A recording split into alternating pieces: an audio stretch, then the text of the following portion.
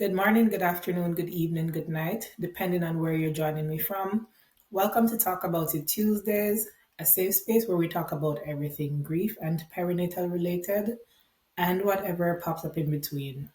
Now, for the past 2 or 3 weeks, my friend and I have been touching on different areas of pregnancy and infant loss. And I had every intention for both of us to be on here today to wrap up the month by sharing stories, poems, and other narratives from people who have been affected by pregnancy loss or infant loss. However, in light of what is happening in the Caribbean,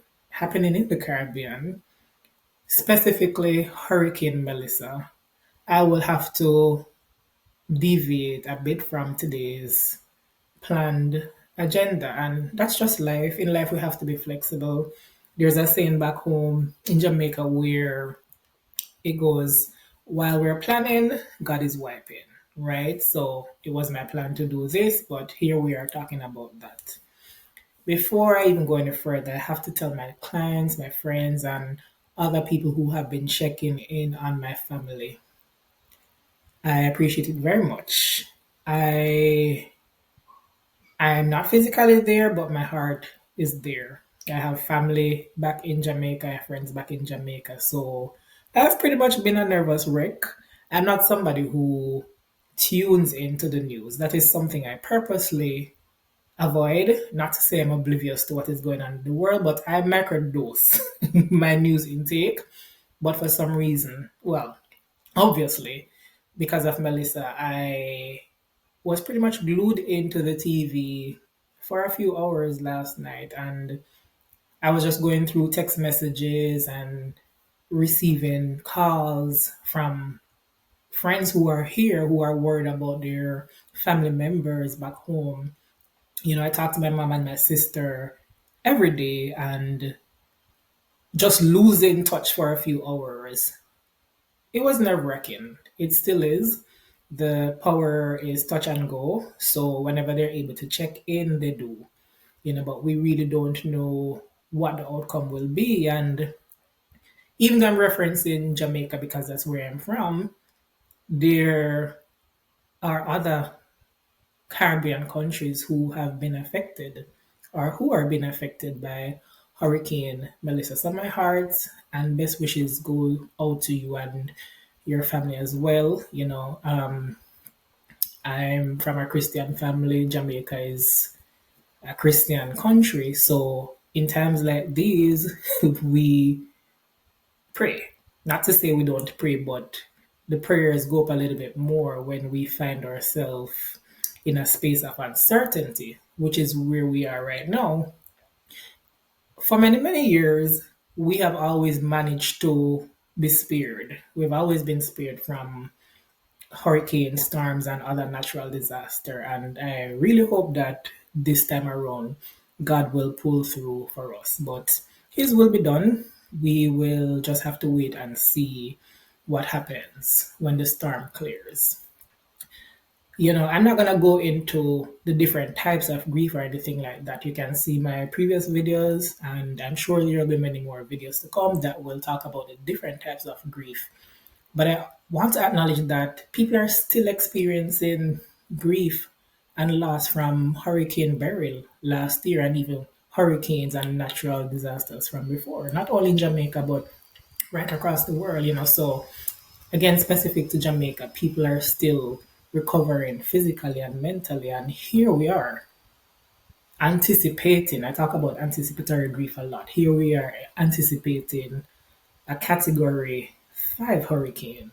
It is projected that this will be one for the books. I was reading something on social media where somebody said that they wouldn't be surprised if after this they add a category 6 to the strength of the hurricanes. I just want to take a moment of silence to pay my respect to friends and family members who have lost people already. I know for Jamaica specifically, there have been 3 recorded deaths. I can't remember where or which parishes that these deaths occurred. However, I know that one person was electrocuted and I think the other two fell from trees. Correct me if I'm wrong, somebody. I just want to take a moment of silence.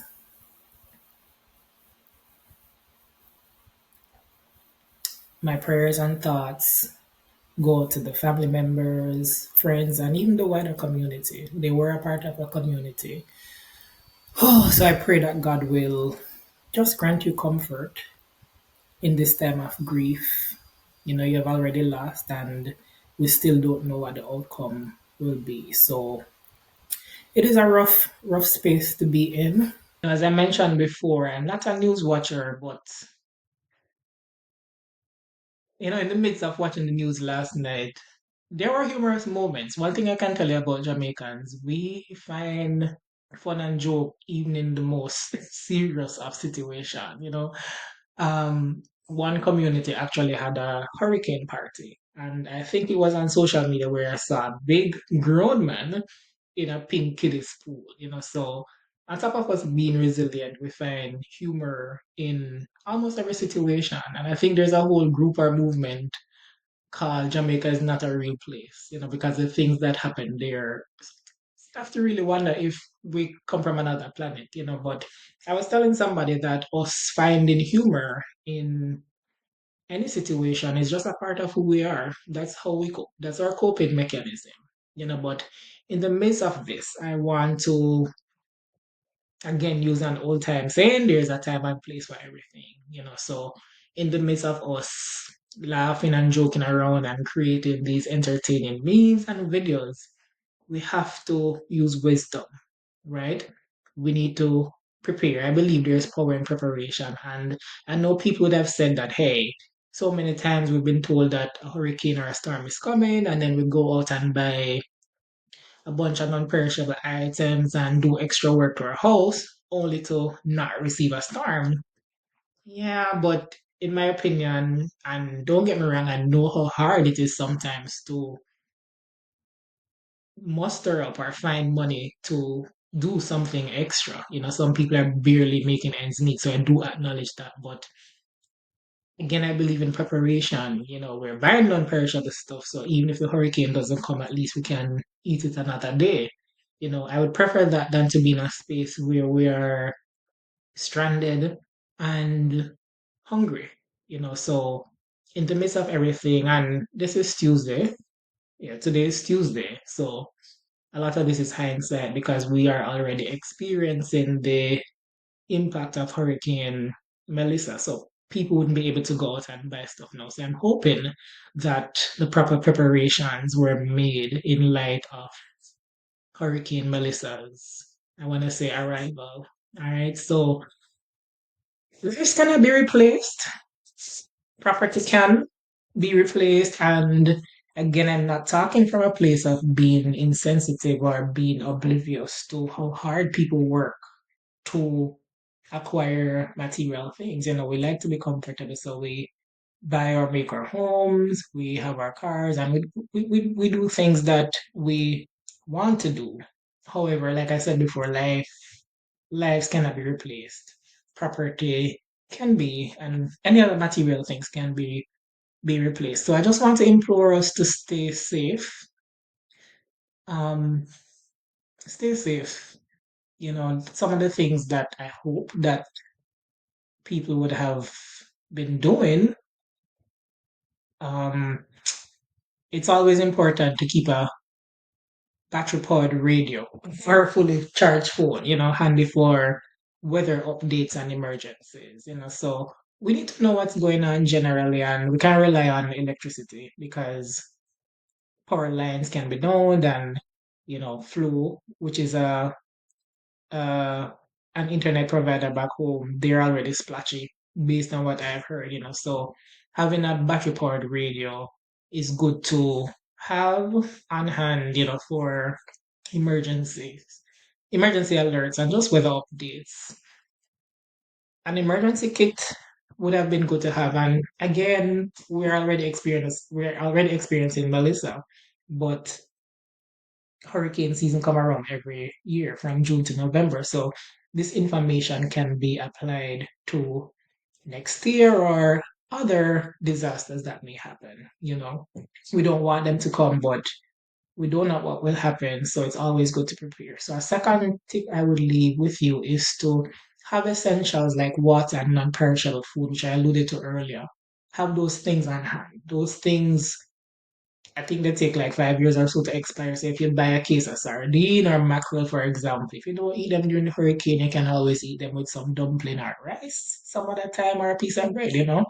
Have flashlight, have batteries, have your first aid kits. Make sure you have the important medications on hand, formula, stuff for babies, stuff that elderly people would need, and of course, cash. It's always good to have cash. Also, important documents. So I know that you have some fireproof, waterproof bags that you can secure your documents in. It would be quite an investment, but it would be one that would be worth it, because to lose your birth certificate and your TRN and what's the other one called? I can't remember right now. To lose those documents, it would take quite a while to get those things back, and not just time. You'd have to spend money to replace those ideas. So I think it would be a good investment to buy one of those waterproof, fireproof bags. But in the meantime, a good old Scandal bag works. A good old Ziploc bag works. Make sure your battery, your electronic devices are fully charged. Even talking to my family and friends back home, I'm like, okay, then charge up your phone. Make sure your phone is always on 100%. So that we can keep in touch if needs be. It's always good to secure your home. So bring in loose items. We have outdoor patio sets and potted plants and other stuff outside, but those things can be a weapon if a hurricane or storm should come. So bring those things inside. Make sure your windows are closed tightly. I know back home, some people put tape on their glass windows. You want to batten down if you need to batten down and unplug electronics if instructed. Pay keen attention to what the media and the powers that be are saying. Sometimes we like to say they just like to talk, but pay attention. It is better to be safe than sorry, right? Another tip is to have an evacuation plan. We need to know where our local shelters are and map out how we're going to get there. And I keep referencing we because I'm here, but I'm there. In addition to knowing where these shelters are located and how you're going to get there, I would go even one step further to say to rehearse it, like have role play going on in your family so that people can know exactly what to do. Because sometimes when we're in a panic, yes, things go through the roof and everything that we're prepared for and planned for, just disappears. But hopefully, one person will remember whatever that was role play. Share with your other family and friends overseas or even there. Share where you're going just in case you lose contact. We're already worried, so it would be good to know where your shelters are or where you'll be staying in the event that you have to leave. Please, please, please, please avoid flooded areas. I've seen so many videos, even outside of a hurricane. When it rains heavily, some people still choose to drive through flood waters. Again, people, please use wisdom. Water is not something to be played with. Just 6 inches of moving water can knock you down, right? And 1 foot of water can sweep your car away. We like to think that we're superheroes and, oh, it's not going to happen to us. It's not until it does. So avoid flooded areas. All right. So stay indoors and stay calm. The last part, stay calm. I know it's hard to do, but stay calm. Again, prayer is one thing that keeps people grounded. If that is your thing, some people meditate. There are different things that people can do to stay calm. And please stay indoors. Some of us like to play news reporter or weatherman and we go outside and out there videoing and all of that. That is not a wise idea. Things can fly. A lot of houses still have zinc roof. A zinc can fly and just slice your neck or some other body part off. So please stay indoors and stay calm. Check on others, right? Elderly, especially I would say, are people who are disabled. Please check on each other. We cannot do this alone. No man is an island. No man stands alone. So we need to check on elderly people, this people who are disabled, and just our neighbors, just to see that they're okay. And if there's a way that we can help, please extend that help to those around you. And in the midst of it, being a mental health therapist and a coach, please care for your mental and emotional safety. We are protecting our property, we're protecting our family members, but be good to yourself. We know storms can be frightening enough. We're not negating that, and it is very, very stressful. But take your deep breaths. Please limit constant news watching. Don't be like me, who stayed in front of the TV for 2 hours and out last night. In all honesty, I really wanted to know, but I just couldn't. I always say that whatever you see at 7 o'clock in the morning, it will be repeated at 7 o'clock in the night. So pick maybe one or two times where you watch the news or the weather and stay updated that way. Social media, if you need to step away a little bit, that's also okay.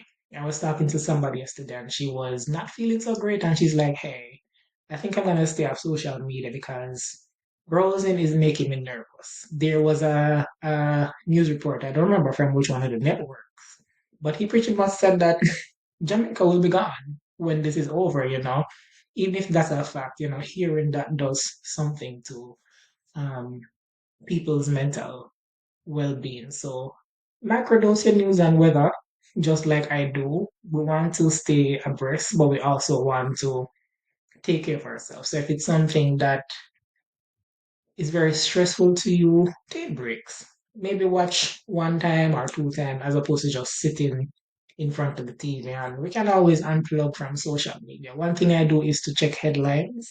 I'll scroll and I'll read the headlines, and if something interests me, then I'll go check the article. All right. So again, this was not what I planned, but this is very, very, very relevant.